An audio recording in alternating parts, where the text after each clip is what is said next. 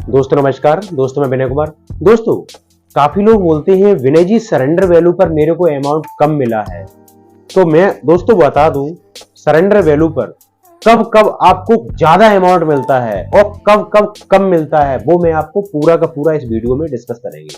बस वीडियो को अंत तक आप देखिए। जी हाँ दोस्तों आपने कोई भी अपनी एंडोमेंट पॉलिसी चाहे वो LIC से खरीदी हो चाहे कोई बैंक से खरीदी हो और आप पॉलिसी को सरेंडर कराना चाहते हैं तो सरेंडर कराने का सीधा सा प्रोसेस है। कम से कम पॉलिसी को दोस्तों 2019 के सर्कुलर के बाद ये जो नियम है कि कम से कम मिनिमम 2 ईयर चलाना अनिवार्य है। लेकिन अभी एक नया सर्कुलर आया है 2024 में IRDA ने लॉन्च किया है कि कोई भी ग्राहक लाइफ इंश्योरेंस कंपनी का यदि वो ग्राहक 1 ईयर सिर्फ और सिर्फ पॉलिसी चलाता है मतलब 1 वर्ष तब भी वो अपनी सरेंडर वैल्यू प्राप्त कर सकता है। जी हाँ दोस्तों बस शर्त सरेंडर वैल्यू तो प्राप्त कर सकता है मगर सरेंडर वैल्यू उसको मिलेगी कितनी वो भी तो आप ग्राहक को पता होना चाहिए।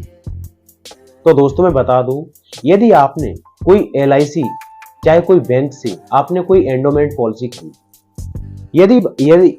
यदि आपने मान लो शुरू के सिर्फ और सिर्फ 2 ईयर मान लो 2 वर्ष पॉलिसी चलाई और आप पॉलिसी को खत्म कराना चाहते मतलब उसकी सरेंडर वैल्यू लेना चाहते तो सरेंडर वैल्यू आएगी ना वो लगभग 30% आएगी पेड अप वैल्यू का मतलब 30% वैल्यू। जी हाँ दोस्तों लेकिन यदि वही पॉलिसी अपने 5 ईयर चलाई है कंटिन्यू तो 5 ईयर चलाने से जो आपको सरेंडर वैल्यू आएगी ना वो आएगी लगभग 50% पेड अप वैल्यू का 50% मतलब जमा धन का 50%। जी हाँ दोस्तों यदि आपने वही पॉलिसी मान लो आपने 10 ईयर चला ली और आप सरेंडर वैल्यू प्राप्त करना चाहते हैं तो उस 10 वर्षों में जो पॉलिसी चली है ना उस पेड अप वैल्यू का लगभग आपको 70% आपको एज ए सरेंडर वैल्यू प्राप्त होगी। जी हाँ दोस्तों लेकिन यदि आपने मान लो पॉलिसी का टोटल टर्म था 20 ईयर और आप 19 ईयर पर पॉलिसी को सरेंडर कराना चाहते हैं मतलब 19वीं साल पर भी सरेंडर कराओगे ना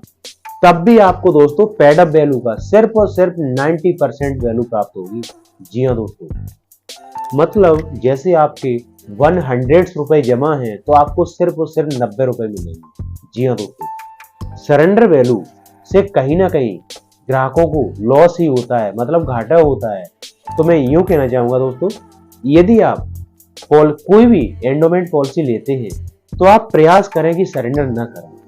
ज्यादा आपको कोई मुसीबत है कोई परेशानी है तो आप उस पॉलिसी पर आप लोन ले लीजिए लोन को बाद में आप रिप्लेस कर दीजिए। एक नॉर्मल सस्ता इंटरेस्ट लगता है लगभग 10.5% ईयरली।